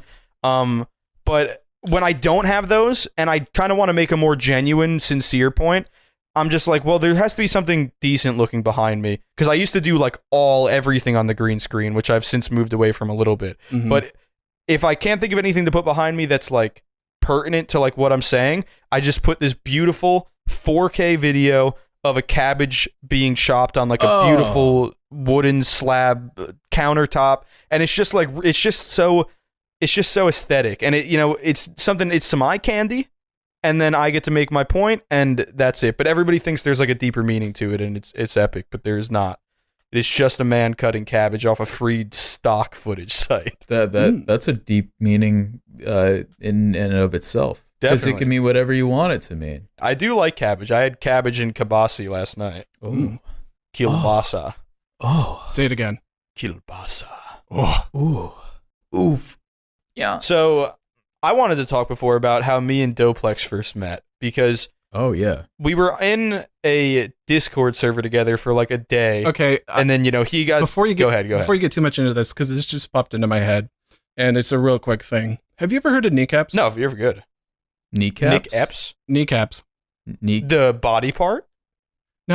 Yes, the body part. No, the YouTube channel. I've watched so much fucking YouTube. Let me just... If I look at it, I might be... I don't know it off the top of my head. Okay, no. because Is he a gamer? if you like Jakey and if you like Donkey, you would really like Kneecaps' stuff. Like, Okay, epic. Yeah. I'm always looking for more shit to watch. Yeah, I'm looking at it right now, and I can already just tell from the titles yeah, like where these videos are going, and I very much like it. he kind of does the same thing where he just puts up clips of what he's talking about. Yeah. Yeah. It's that kind of stuff. We've had him on the show before. He's fantastic. That's awesome. Yeah. Yeah, definitely. That's actually really cool. Okay, go ahead. I will Continue. check that out. Well, that's also related, because I was in a Discord with Doplex for like one day, like a year ago, and he decided he was too big for our britches because he was like one of the big men on the block, and he just up and left. And I was like, wow, this guy thinks he's cool because he's got 14K. Fuck him. And then it wasn't really that serious, but I was just like, oh, that sucks. I mean, maybe I hopped in there and like, because keep in mind, I barely learned how to use Discord like last month. No, I know. After meeting you, I was like, oh, this is a technologically inept human being. Yeah, even though he is co-host now, I still haven't given him admin powers because I don't quite trust him yet. Oh, I'm gonna burn it down. I don't think he trusts himself. I don't know don't. if he's gonna like burn the server down by accidentally pressing some button. Yeah. Oh, I will. Literally, though. Yeah. Anyway, So, but he left that chat, and I was like, oh, that sucks. And then like 4 months later, this was like, I think 2 days before my first shout out from Jack's Films. And I was like getting annihilated on Reddit because I finally got a video to like pop a little bit on our videos, which is like for a creator like a fucking cum shot. Like that is the dream. Mhm. And it's popping a little bit, and then Reddit is very weird not weird. It's kind of how the internet works. Reddit is interesting to me because the people who like something upvote it. I think we all can see this Mhm. kind of happen live. Like when you post something, the people that like it upvote it, and they're the silent majority. And then the people that dislike it don't only downvote it, they'll let you know. They want to be vocal about it. They are that vocal minority, and then they set the tone for the comment section on like a Reddit post. So it's doing well on our videos, but also the first comment was like, "You're a naked Jakey hack. You're a piece of shit." And then every comment was like, "Fat naked Jakey, obese naked Jakey would hate you and your whole fucking family, you fucking derivative piece of garbage." And then that was like the worst day of my life. And I had very much I had very much less like backing because I didn't have like a significant following yet, so I wasn't very founded in myself, and was like, I would literally like cried in the shower for like an hour that night at like 1 a.m. Oh wow. And then I woke up to a DM from Doplex the next day. I woke up to a follow and a DM from Doplex TV because I tweeted about it and he saw it. And literally not knowing each other, out of the kindness of his heart, complimented me on end. I couldn't tell you the most beautiful things he said to me. Just everything I've ever deserved said to me, ever and more. Doplex just spoon fed it to me and healed my wounds. And then invited me to a chat with some cool people in it, and then I cried again because I was like, "Wow, that is beyond nice." I did not think anyone would ever do that for me. Aw. And that's how me and Doplex met. Damn, James. Way to pull on my heartstrings at 8:30 p.m. on a Wednesday. I know. Yeah, no, I remember that well, because I remember watching your stuff and I was like, how the fuck are people giving him this much shit? Like, his stuff is so good, it's insane.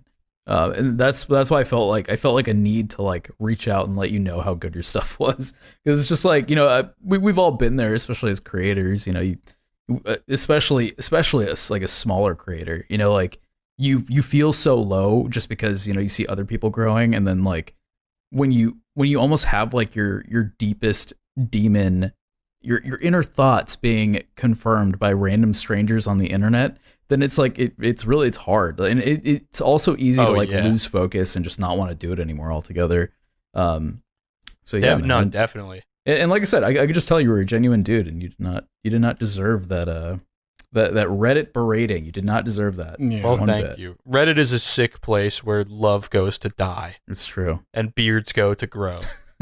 But I think it's very interesting, the like psychology of being a small creative in any form on the internet, but I guess in general, just like putting yourself out there, whether it be like a stand-up or someone at putting their art in a museum, or their first like expose, or doing your first song cover on YouTube or anything. I feel like that psychology and the way someone will treat a small creator doing like if a small creator and a big creator made the same exact video, the difference in response and like the psychology behind the response. Oh, 100%.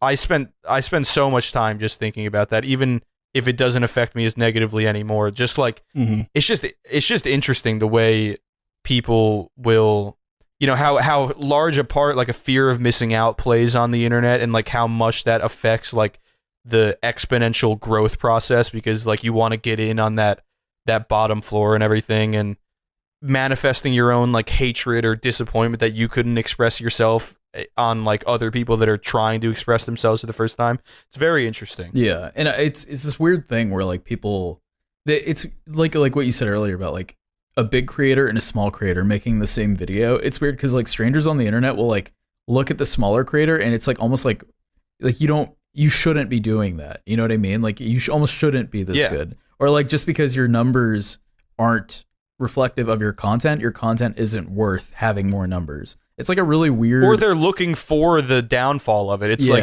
all right, well, this guy's content, which I'm not trying to suck my own dick, but I mean, that would be cool if I could. But I like, this guy's content is really good and he's only got 16K subs, or it's like really well edited or something. What is let's look for the problem here. And then once you go looking for it, you can convince yourself like, oh, this guy is just an absolute one-to-one copy of Nakey Jakey, pure hack, green screen equals Jakey, fuck off. And then like you just come to this like weird, really negative conclusion. Whereas like really, I used to be very derivative of it, and there's definitely still airs of him in my content and everything. And I kind of wear that on my sleeve because it's that old quote fucking that I'm also not going to remember. First you imitate, then you fucking come, and then you That's it. have a kid or something. I don't know. You imitate, then you create, then people copy you, or some weird fucking you procreate. something like that. Whereas like, I want to exist in the same space as Jakey, and I love Jakey and hope to God one day that I can be his boy. But I want to exist in the same space as him, not take his space from him. And I want to, I want to use the tools he gave me from being such a wonderful fucking impact on my life, and use it to impact people the same way, and find myself in the process, and not just suck off the fucking coattails of his like very well deserved rise on YouTube and shit. It's just people just like want to believe like the worst things about you, I guess. Yeah. But I don't even know where how we got here, where we're going. But Cotton Eye Joe, baby. Well, I do want to make one more point. I mean, I feel like that people making comments like that definitely stems from like their own failure, and it's really just projection at the end of the day. And as far as like people, like one thing I never understood, right? If you see somebody that's doing something that's similar to another creator but putting their own spin on it, there is nothing wrong with that, because specifically if you watch somebody, if somebody impacts you enough to spark a creative bone in your body to start doing it yourself, naturally, since you've been watching this creator and this creator has had an impact on you, you're going to do something really similar. It's just because that's what you see, that's what you know. And every creator, they always have like a very specific growth, like with their own content that they make. It's like, I started doing this because I was inspired by this, but then I found my own footing, I found my own style. And for some reason, people, they don't think that far ahead. It's just like what they're doing now. I mean, you could just look at how small they are, at how long they've been doing it for, and kind of like piece it together. But then again, you know, the average viewer, they probably don't think like that. It's just like, oh, you're copying. Yeah, they make that snap decision in a few minutes and like make a whole, make their whole entire judgment of your character and believe that fucking they know everything about you and it's all over because they commented something mean or something. Right. And like Jakey used to get shit for like being a donkey or ego raptor hack. Exactly. And it's like Jakey has brought us some of like the most memorable, wonderful content on the platform. And like not only only was it till he really started to grow naturally on the platform and really get like a platform for himself, did those comparisons stop, because I can still hear a little bit of donkey in his voice and some of the comedy that he does, but I fucking love that. I love when I hear him tell a joke and I'm like, I can see that is coming from him watching Donkey for like 6 years or something. I think that's like a wonderful thing in like the creative space, not just like not even that it's not just negative. I think it's like positive. I really like to see that. Yeah, it's just like music. You know, there's plenty of bands, like especially like progressive bands or experimental bands, where it's like, you know, they'll listen to like reggaeton and like post-hardcore, and they'll like slam those two genres together. You know, it's like, oh, you're copying Despacito in this song. You're a copycat because you copied Despacito. But like that's not the case at all. It's just like you get influenced. It's just a natural thing of being human. You get influenced by things that you consume. Definitely. That's literally, I can't remember the goddamn quote, and it's such a beautiful quote, and it's like, it's one of those quotes where it doesn't even have like an author or sayer or fucking whatever. I'm so stupid. It was so fire, he left it anonymous. But like, it's just like an unknown quote from like, yeah, it's anonymous. There we go. I don't know how I'm that dumb. It's like an anonymous quote from like 500 years ago, and it's like, oh shit. That shit that traces back to like the Middle Ages, that shit hits different. Yeah. That's just part of the human experience at that point. If someone was feeling that back when you fucking like painted with fucking breadsticks and shit. That's, yeah. Imagine like 500 somebody years ago? posting on like, I don't know. I was gonna say, do you think society has been like was at a caveman stage at that point? Society is fluid and we live in a machine. it's all simulation. No. But I think we all know this, but like when I joined this Discord, I was like, holy shit, there's like 4,000 people in this Discord. That's fucking epic. Where and like you go on the first podcast page and you've got like 150,000 plays and shit. And it's like, but in reality, we would be having the same exact conversation right now, be having the same exact fun, getting to know each other, like talking about all these things. It would all be the same if there was 1 people here or 20 people in this chat or 4,000 people in the Discord or 10 people in the Discord. But that like number next to your name or like that 14K or 16K next to your name means so much on like first perception and first glance, like way more than people give it credit on how people are going to like perceive you off the rip. Then like, and I can see it entirely. Like literally the day I was at 997 subs, the day after I'm at 10,000 subs, the way people were treating me and like newcomers were coming to the channel, not even people like sent from the jack shit. Yeah. It's entirely different because you have some sort of like creative founding that like someone with very few subs would have. But in reality, it's the same exact content. I'm the same exact person. Lars is the same person if we have one person or 4,000 people in here, you know, like, and I think it's something that we're all a little biased to, where you just kind of like make that first glance judgment, and then if you don't give it enough of a chance to like change your worldview, you're just gonna like kind of jump off and like go down a rabbit hole with that and stuff. Well, So I would say I kind of want to go ahead. go ahead, but I'll finish up after that. Okay. Well, I wanted to make a quick point to your point, Jamesy boy. I think that's Only my mom calls me that. well, I'm your mom now. Hey, son. Ooh. Yes. I think that might be somewhat debatable, because I think if for somebody who, if you've been doing it for a while and you kind of understand the grind, you know, because everybody has been small at one point, especially if you're small for a long time, you kind of the number almost disappears, because it's just like, I don't care about like how many people follow you on this .com, you know, like I want to see like what you do. Definitely. Like, how are you using your skill set? Like, what inspires you to create? How do you use that inspiration? That's usually like the first thing I see. And you can kind of tell how somebody like carries themselves online. Like if they're just like, you know, spamming oof, big oof, ska ska ska, and I oop. It's like, all right. Lap hog air, GG. GG unlucky. But no, I agree with you, especially people that are like that have created before and like at least like grind. Just like when you fucking poor people that have been waiters before tip better than rich people because they know what that shit feels like. It's like that same mentality. But I guess I do feel it sometimes, and I think, you know, sometimes we'll slip up and have those first glances that you judgments that you have to kind of check. But I think like the you know, like the huge audience of like 13 to like 17-year-olds on YouTube that like, oh, to them, you know, for have sure. not really been challenged in that way. The number means so much to how they're to the chance they're gonna give you. Like instead of watching 2 minutes in and deciding if they love you or hate you, they'll watch like 4 minutes in and decide if they love you or hate you, because this guy has something to say if he has 16K subscribers or something, you know. Or he's Mr. Beast. Mr. Beast has so much money. But what do you think, Lars? So I kind of have this. We've talked about this on the show before. Yeah. Over the years, which is that I agree and disagree with what's being said here too, but with like a kind of a strict cutoff, where as the show has grown, we've kind of grown from basically having to rely on people we knew and like the local talent to have on as guests and stuff. Like we'd have like a comedian on who was, you know, in my hometown or something. Yeah. And then we'd have smaller YouTubers on, and then bigger, and then really big, and then just kind of growing over time. And yeah, I see Carson's face staring at me over on the staff list over there. Yeah. Kind of like it. Yeah, that is the real Carson, by the way. That's not a joke.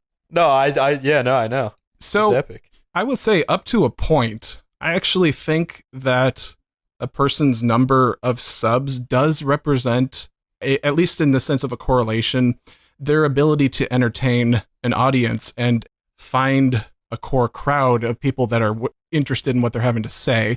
And that as our podcast has continued and our guests have grown in size, that the episodes have kind of objectively gotten better. I definitely agree with you there, 100%. I see your point there. I agree to the extent though that I really felt like though getting that boost and getting those eyes on you and someone giving you more of a chance than maybe you deserve when you are smaller helps you hit a different level of like personal growth and like innovation that maybe it's at a faster pace, but maybe it's entirely unreachable until you get that first I believe in you kid kind of moment, you know? But maybe that's wrong. And also as a counterpoint to that, I've kind of noticed that about like the 5 to 10,000 sub range, that starts to disappear.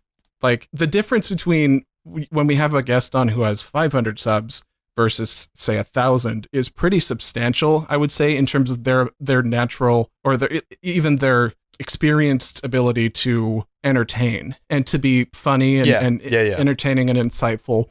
There's a big difference there. Yeah, and then there's also a big difference like from 1,000 to 5,000. But once you get past that range, I think most people have kind of found their niche.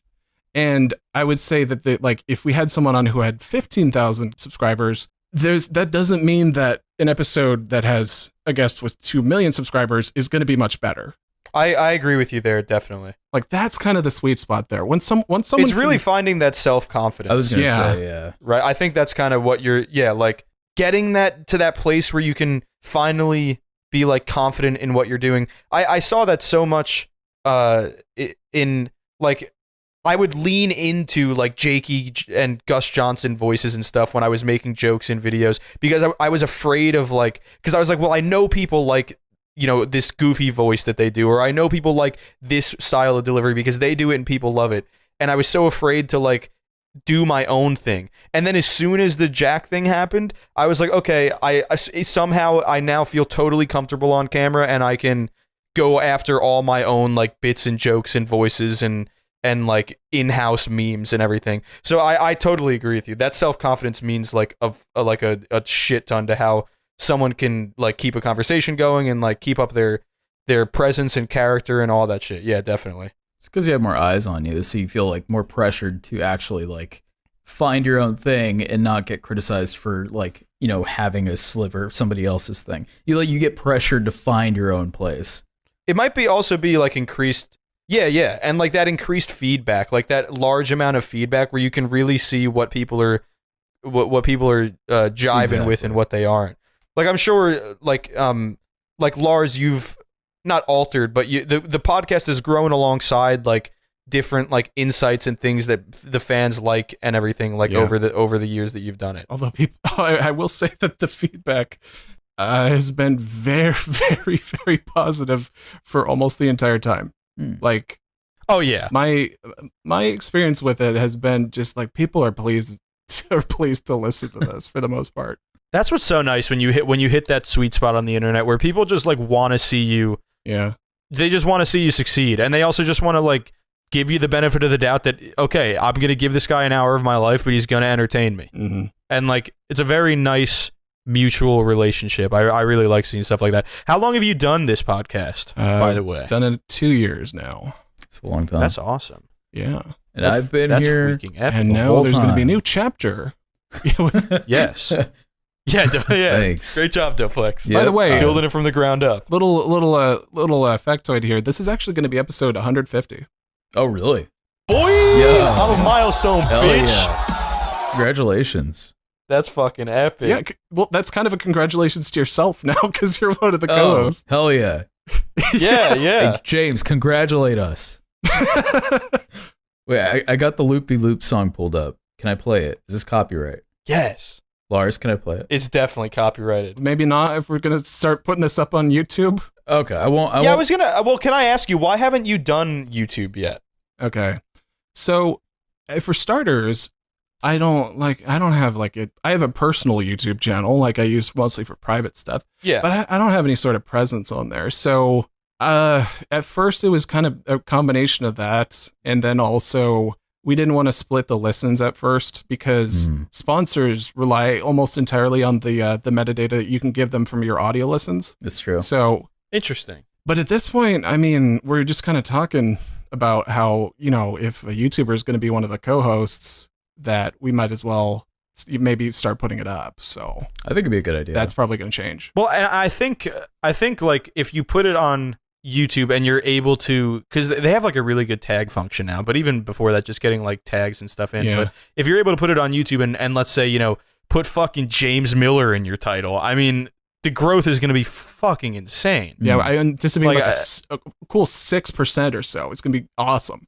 Yeah. But like really, like an episode with Carson and you put Carson in the title, dude, that shit's gonna like that should definitely like has an opportunity to like double your fucking viewer base, like just because the algorithm is so weird and explosive at times. Yeah. And like Carson is all up in that shit, and you know Rice Pirate and like Jay Aubrey and all that shit. So I think it's definitely a good idea. Yeah, it's a good idea. So we're gonna explore that.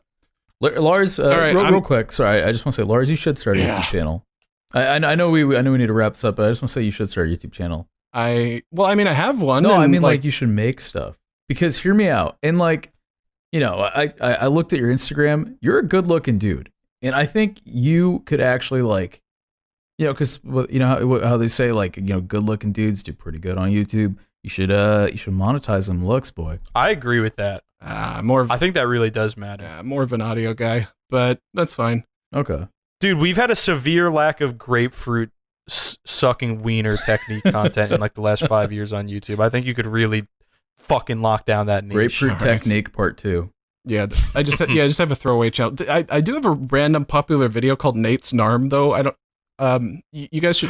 It's in the chat. Yeah. Oh, you posted that. I thought that was just like a beautiful series of events that just linked up. Yeah, you guys should take a quick second to watch that. By the way. Right now? Numb arm. Yeah. Slurring. Okay, let's see.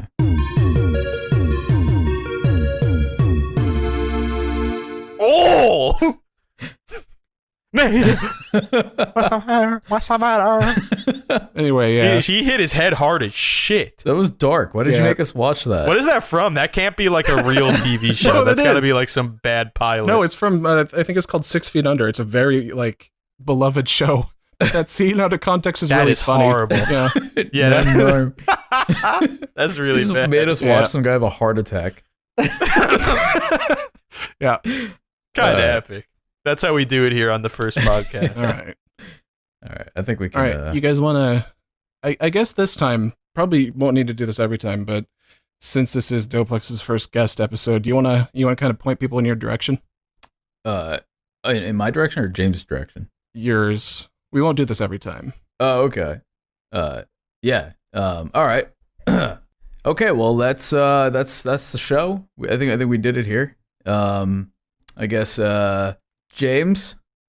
Yeah? Are you there?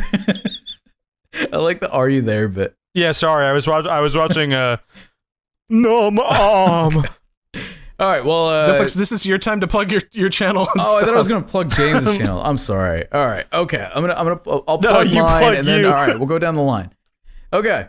All right. Well, that's the show, folks. We can go ahead and get the hell out of here. But you can find me over at youtube.com/DoplexTV and follow me on Twitter at DoplexTV. And you can also check me out on MySpace. I don't have the link for that. Just look up Amir Doplex. Amir Doplex. It's gonna come up. A Moplex. Rolex. James, where can people find you?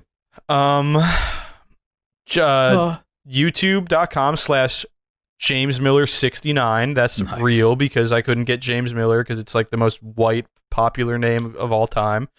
YouTube.com/JamesMiller69. Twitter.com/JamesMiller_YT because I have the cringe handle. And yeah. that's really all I care about, honestly. Lars, where can people find you? Yeah, They're Lars. listening to where they can find me right now. Very nice. Give them your address. You can also find him at discord.gg.t1podcast.com. Yeah, Is that's that the right? one. Did I do it? Discord. Discord.t1podcast.com. Yeah, the thing. There we go. The thing is, like, if you're already here, you already listened to the podcast. The links are in the description, so just go check there if you Very want to true. find out stuff. There you go. Now, to close it out, I was very much, Lars gave me an episode to just get acquainted with the show.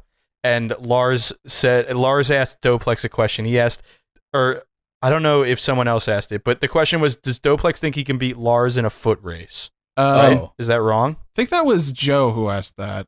Fuck! And Joe is one of those people who runs for fun. Oh, that's right. Disgusting. Yeah, that's right. Okay, I was gonna make a bad joke about a joke I had planned about you asking me that question because I thought that was like your staple question, We can but I make think it. I've just bungled Yeah, this ending. not only is it not my staple question, but also, like, that wasn't me. So it's just wrong in every possible way. Listen, it takes me a long time to get voices matched up with names. Yeah. It's true. No, but this was epic. Thank you. This is my first podcast. You've absolutely fucking bursted my cherry. Yeah. Oh yeah. Well, I mean, honestly, thank you for coming on and bursting my guest cherry. Yeah, no, it was no big deal. So it looks like we both had our cherries popped today. Yeah, I mean, Hell yeah. like, You did a wonderful job. Was it good for you? Oh well, thank you, Kane. It's always good for me. It's so rare. What? Did you finish? All right, no, but Thanks seriously, for thank listening, you. folks. I appreciate you coming on. Thank you, King. All right. I Yeah, think- for sure. This is very fun. Yeah, it was. All right. Lars, do you have any closing thoughts? Oh, yeah, I think we should try something new. Okay. Okay. Doplex, can you think of a really good joke to end things on? Oh, Put me on the spot. that's like, pain. what kind of joke do you want? Just like you want like a setup and a punchline, or you just want like a funny haha? So when you hear the word joke, like, do you not think set up and punch? That's what a joke is. Oh, okay, all right, yeah. Okay, Incorporate me. I want to be part. okay. What do you get when you cross James Miller and a bottle of suntan lotion? The beach. Ah, there it is. Or anybody? It's the Are beach. you calling me a beached whale? No, I Are was. you I was gonna. saying that I'm fat, Doplex? Are you No, saying I that I was need gonna an let you entire finish bottle the of sun lotion punchline. just for my body? No, that's not at all what I was saying. Really, Amir, fat jokes to end the episode. That's not what I was saying. I didn't This mean is it like bullshit. that. I was just saying. I was. I.